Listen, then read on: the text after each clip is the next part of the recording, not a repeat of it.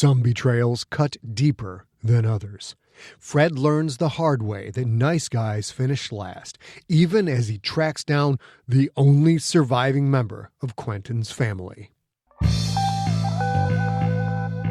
Welcome to the serialized audiobook, The Detective, written by Scott Sigler and Matt Wallace, narrated by Scott Sigler. Hello, junkies. Welcome to The Detective, episode number 8. After this episode, there's only 2 episodes left of this story. That means a Q&A episode is right around the corner. If you've got questions about The Detective, the GFL, or any of my books, any of my stories, just anything Sigler related, email those questions to info@emptyset.com, and I'll respond to them live in our traditional post-story Q&A episode. What? Wait, what? You want to hear your own voice on my podcast? How dare you? All right, I'll allow it. Just email an MP3 of your question to that same address, info@emptyset.com. We will play that question live on our podcast, and I'll respond to it live in real time. Then we'll record it and we'll ship it out. It can be a question, it can be a comment, anything you want. You want to hear your voice? Send it to info@emptyset.com and you'll be internet famous. I'm not going to lie, junkies. These deadlines are kicking my ass. I am working hard to finish up Aliens Phalanx. This is an official canonical novel of the Aliens universe, but it's very, very different from anything that has come before it. There are no rifles in this bad boy. It is slated for a February 25th, 2020 release. We will see if that actually happens. We are working on the cover right now. Hopefully it will be a cool cover. Cool covers are the thing. You really want a cool cover. And you also want the cover to actually be accurate to the story. So I am providing input on the cover with the publisher, but I don't get a final say on that cover. That's up to the publisher, which is Titan, and also the owner of the IP, which is 20th Century Fox. So I'm doing everything I can to make sure that that cover is accurate to the story. That looks super cool. It will look dope on your bookshelf, but you never know. There are many, many variables. That being said, I am seriously behind. So I'm going to get back to the writing, and I'm going to let you listen to The Detective, episode number 8.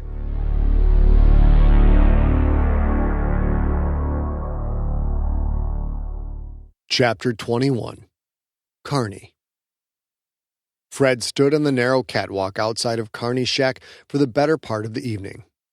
He kept to the shadows, ever vigilant, turning events over and over in his head. Carney emerged past midnight, lugging a large rucksack. It must have been heavy. The strap was dragging his shoulder low. Fred stepped out of the shadows a few yards in front of him. "Drop the bag, Carn." Carney squinted in his usual slow-on-the-uptake way. "Caleb, what are you doing?" "Drop it. The bag and the act." Carney lowered the rucksack to the deck. Fred approached him slowly. "That looks heavy. You going hiking or something?" "Or something."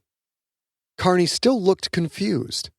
Fred could see through it now, but even so, the guy had serious skills. "Caleb, are you okay? I never thought I'd see you again." "Is that who I am, Carn? Is that my name, Caleb Cole?" The confused look remained for a second more. Then Carney knew. He knew that Fred was on to him, and there would be no finessing his way out of it. His face changed so drastically that Fred wanted to reach for a weapon right then. The young guy he'd known as Carney, earnest and sincere and yearning for some kind of connection, that guy evaporated. What filled the complete void left in its wake was something dark. It was an absence of not only identity, but humanity. Fred's suspicion was confirmed. Carney wasn't just a dupe or a patsy or a plant. He was a professional. "I'm not Caleb, and you're not Carney," Fred said. "So who are you?"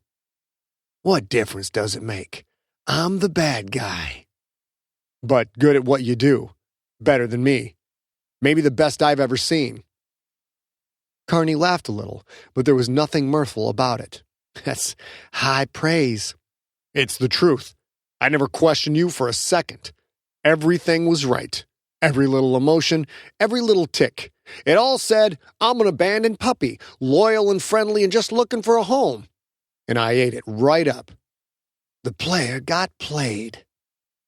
Fred could only nod. He was still reeling from this revelation, and he found himself having trouble controlling his reactions. He'd not only been fooled by the act, he'd liked Carney. Liked him in a way he hadn't liked someone in a long time. And it had been fake. All of it. I'm guessing it was a good thing I never let you into my shack. If I had, would I have lived to see the morning? No, Carney said with a terrifying grin. But you would have died happy. I wasn't lying about that part. Why not just take me out in the mines, or any of the dozens of times we hung out after the whistle blew? Carney shook his head, slowly, in a way that said, that's not the way I work. I'm careful, Caleb, and precise, like you. Besides, you're a hard man to kill. Hitters from every race been trying to rub you out every which way for weeks. Pulse cannons, poisons, high-speed chases, and you're still here. Nope. The minute I saw you in the flesh, I knew the only weapon that could kill you is trust. But I could never find a big enough caliber. You wouldn't let me in. Yeah, I have a real problem with that. It saved your life. And that letter? Once you left the mines, the people I work for got nervous. They needed to get you in a controlled environment. They needed you to take everything you'd gathered back home or to Jupiter, and then they needed a window to snatch it. And I gave them both. And all I had to do was write a note and age a little old piece of paper. Fred nodded. He wanted to beat this man to death. He also wanted the character of Carney to be real, to come to life and push out this manipulating chameleon. Fred wanted his Carney back. Being on the other end of a con job is an awful thing. Like I said, Carn, you're the best I've ever seen. And you're good enough to figure it out. So we're both quite impressed with each other. That's grand and wonderful. What about the girl? Does she exist? Do you know where she is? Carney only grinned his maniacal grin. He would never give that information up, Fred realized. He also realized Carney didn't feel caught or trapped. He had every intention of getting through Fred and completing this assignment. They both stood there on the catwalk for a moment, neither taking any action, both sizing up the other man and his intention. Finally, Carney asked, So what happens now? That depends. If I let you go, can you walk away? You get off McCovey, leave this job, and never get in my way again? There are very few acts of which I'm not capable, Fred. Walking away from a job is on that list, however. Are you any different? No. Then I repeat, what happens now? Fred had been fooled. He knew that. He had a need to find something good in people. His heart had led him astray, but his eyes operated in a different way. He'd seen Carney palm a blade when the rucksack hit the thin catwalk deck. The trick wasn't just seeing that delicate, expertly done maneuver. It was not showing that it had been seen. Fred stepped in. Carney reached up his empty hand with incredible speed, attempting to brush Fred's head to one side. The move was intended to have two effects: distract Fred and expose his neck. Neither thing happened. Fred grabbed Carney's extended wrist, even as he yanked his own blade from its sheath. Carney twisted his hand free and recovered instantly. They both struck at the exact same moment. Carney went high, while Fred went low. Carney's blade came for Fred's neck, aiming for where Fred's neck would have been if Fred had pulled away, but Fred instead leaned forward as fast and as hard as he could.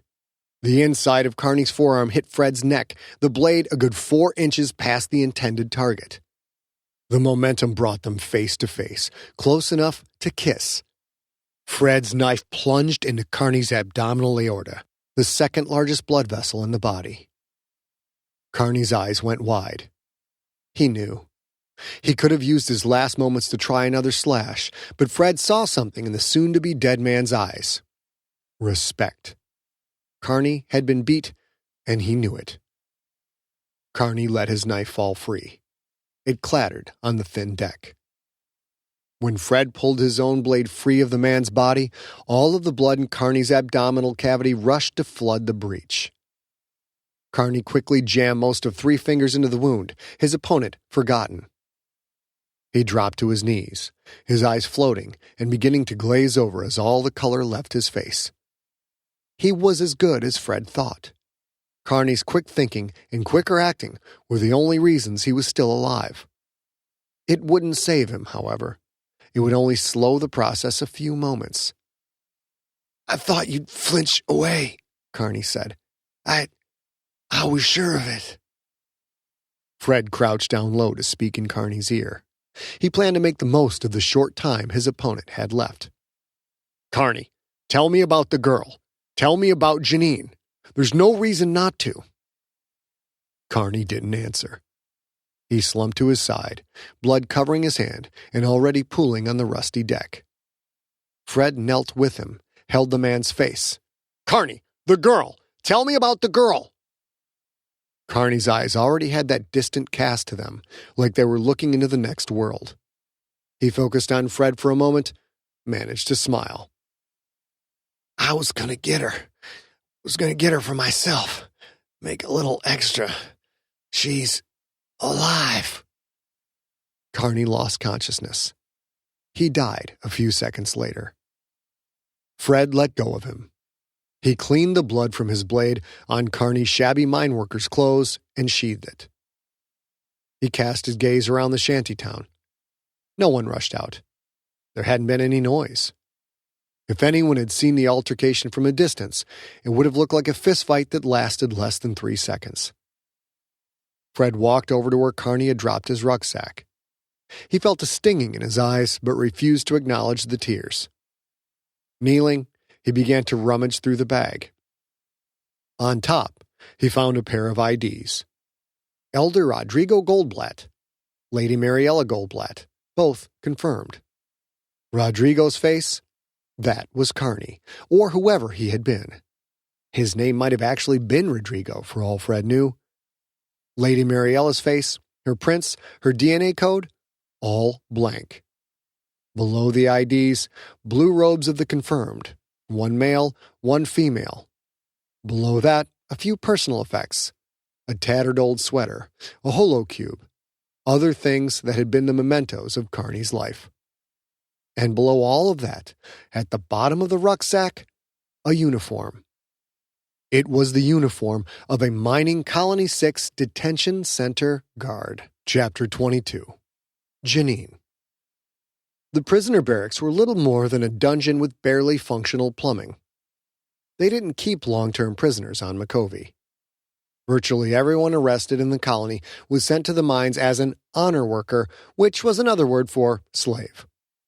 Anyone too dangerous to put to work was shipped off to the maximum security facility on Mining Colony 1.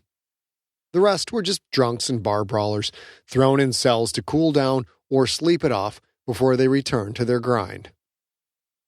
"Didn't think we were shipping this one out till morning," the morbidly obese block boss said to Fred as he escorted him past several cells. Fred, wearing Carney's stolen uniform and carrying a decades-out-of-date message board with the Mining Colony 6 seal on the back, shrugged noncommittally. "Yeah, well, there's a few open spots on the transport tonight, and I got tickets to check out the Raiders spring training camp tomorrow." The fat man snorted derisively. "Raiders, they ain't been shit since they lost Barnes." Fred felt an insane rush of laughter at the irony of the guard's comment, but squashed the impulse and stayed in character. "I've heard that," was all he said. The block boss, who was already out of breath, pointed 5 cells down. "It's that, and let me give you the key." As Fred waited for him to dig it out, he asked, "Why aren't they sending her back to the mines? Never heard of us having a labor surplus around here." The guard shook what must have been 3 chins. She keeps causing problems, rabble-rousing, trying to organize the workers. Finally graduated to sabotage this last go-around. Between you and me, the boss has sold her into a batch of girls headed to Solomon next week. Probably be in some holy man's whorehouse by month's end. Ain't she a little old for that? Holy men like 'em young. The many-chin guard nodded. Yeah, but when you see her, you'll understand why. Wish I could keep her for myself, but she'd sooner break my jaw than give it up. Holy men want her? They can have her. He handed Fred the key and clapped him on the shoulder. Drop that by on your way out. I need to sit a spell. He waddled away. Fred walked up the block to the cell the guard had indicated. He peered through the bars. There was a slender woman curled up on a ratty bunk. Her head was a mess of dark hair. Fred couldn't see her face. He opened the cell door and stepped inside. Carbonaro, Janine, let's go! The girl didn't move. A rush of panic shattered his disaffected, Raiders-loving prison guard persona. Had they gotten to her first? Did Greedock have another man in the mines? Was she sick, and if so, how bad was it? Fred walked to the bunk and reached down, grasping her shoulder gently. Janine moved with surprising speed. Her hand was cupped around a piece of stone chipped from the walls that she'd obviously sharpened against the ground. Its rough edge slid across his right cheekbone, slicing the skin there wide open. Damn it! Fred yelled, more out of frustration than pain. He kept his cool and disarmed her with a knife hand to her wrist. He twisted her arm behind her as gently as he could and held her still. Let me go! You can throw me back into the mine or you can kill me, but that's the last thing you'll take from me. She would have yelled more, but Fred clamped a hand over her mouth to silence her. Even then, she continued to struggle, filled with fire and righteous indignation. Fred had no doubt she was sincere in what she'd said, and he couldn't help respecting that. He turned her so they were face to face, keeping that dangerous arm of hers behind her back. Her eyes widened with fear. Fred felt like an idiot. Face to face, hidden away in a dingy cell where no one would hear, where no one would come to help, he was a man overpowering a woman. Later, they made it out of this together. He somehow knew she would laugh at her reaction when she found out the truth. But for now, one piece of information could make this go smoother. Your brother sent me. She stopped fighting. Fear still filled her eyes, as did disbelief, but there was an ember of curiosity. She would kill Fred if she could, but that could wait until she heard his story. Fred liked this woman already. He was finally able to take a good look at her face. There was no doubt. This was the flesh and blood of Quentin Barnes. They had the same eyes, the same mouth. On Quentin, those features looked impossibly handsome. On Janine, they took on an almost artistic quality. The guard had been right. No matter what her age, this was the kind of woman that many men wanted to own. Her full lips moved. My brothers are dead. Fred smiled. Oh, Cher, the stories that I have to tell you.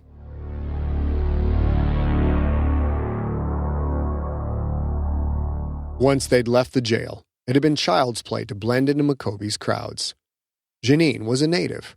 She knew how to walk, how to talk. Add in a veil for her, blue robes for them both, and a pair of fake IDs, all courtesy of the rucksack that had contained Carney's well-prepared plan, and they'd headed straight for the shuttle port. They hit orbit 90 minutes after Janine had cut his face open with a rough piece of concrete. In a first-class compartment on a key passenger liner, Elder Rodrigo Goldblatt stared dumbfounded at his wife. What do you mean you don't want to meet him? Janine crossed her arms. I didn't stutter. It means what it means. I don't want to meet my brother. Fred rubbed his eyes, tried to put the pieces together. After all he'd been through to find this woman, and now she didn't want to meet Quentin? That doesn't make any sense. She rolled her eyes. The big, strong man comes to rescue me, and now I'm supposed to do what he says, right? Right, Fred said. Quentin hired me to find you, and I found you. Now I take you to him. You meet your brother. Everyone wins." "I have to be playing the game to win," she said. "I don't know Quentin. I haven't seen him since he was a baby. Maybe I need to learn a little bit about him before I open myself up to something." Fred saw the look on her face, and he knew what she really meant. She'd been hurt before, many times, and maybe by family. "He's a great guy," Fred said. "Take my word for it." She smiled a humorless smile. "Take the word of a man who lies for a living, who pretends to be other people for a living?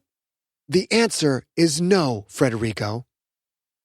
She insisted on using his full first name, refused to call him Fred. "This is crazy. When we land on Ionath, I'll tell your brother about you, then you can go wherever the hell you want to go." She shook her head. "No, you won't tell him about me. You don't have my permission to do that." "Your permission? Lady, I get hired to do things. This time, I got hired to find you. I found you. Case closed." She tapped her chest with her forefinger. "I'm a sentient being, Frederico. You don't get to just throw me around like a piece of meat. I've had enough of that for one life." Her voice broke a little on the last word. She was playing all hard, keeping her expression as blank as she could, but she wasn't as good as Quentin at that game. Fred had just rescued her from a prison where they hadn't treated her well, to say the least. Fred was born in the nation. So was Janine. He knew all too well how difficult life could be there.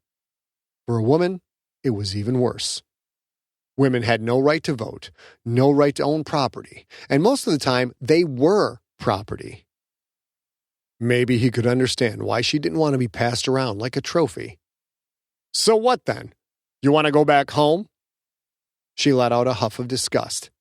"Not in this lifetime. I never want to see McCovey again. I think I'll hang out with you for a while." "What? Lady, don't flatter yourself. You're not your type." She smiled, a friendlier smile this time. "I know I'm not. I'm guessing no girl is." Fred felt a stab of fear in his stomach. They were away from the purest nation, but being found out, in any capacity, still generated an instinctive burst of panic. "How did you know?" Janine pointed to her breasts. "Because you haven't been finding excuses to look at these." He looked at them now, wanting to kick himself. Aside from the cuts and bruises on her face, she was gorgeous, even with the thin lines brought on by a hard life. Any straight man would have drooled over her, and Fred had completely forgotten to play the part. He looked at her eyes. "Maybe I'm not into boobs." She laughed. "Yeah, right. Listen, Frederico, I don't really have any place else to go. I'm not saying I won't meet Quentin, just not yet. And he hired you to find me, so if you send me on my way and something happens to me, you didn't do your job. Can I just crash with you for a bit?" He didn't know what to say. He couldn't force her to meet Quentin. He could tell Quentin about her and be done with it, but he wasn't going to hold her against her will while her brother came to see her, and it was easy to see that she'd try and bolt. She had that skittish look to her, the look of someone who had survived by running at the earliest sign of danger. If he cut her loose, Greedock was out there, looking for her. Greedock, and who knew who else. She tilted her head and grinned. "Come on, how bad could it be?" "Bad," he said. Sometimes I have nightmares." Her smile faded. "Yeah, I think I know what kind. So do I." They stared at each other for a moment, and he knew that she understood. He hadn't even told her what the nightmares were about. He hadn't told anyone what they were about, not that he had anyone to tell, but she got it. She knew loss. She knew pain. He sighed. "How long?" Janine shrugged. "I don't know. Don't you get to keep billing my brother for this?" Fred couldn't stop a small laugh. "Actually, yeah, I do." Her smile returned, more mischievous than ever. Well then, Frederico, I think you can buy a girl a nice dinner or two.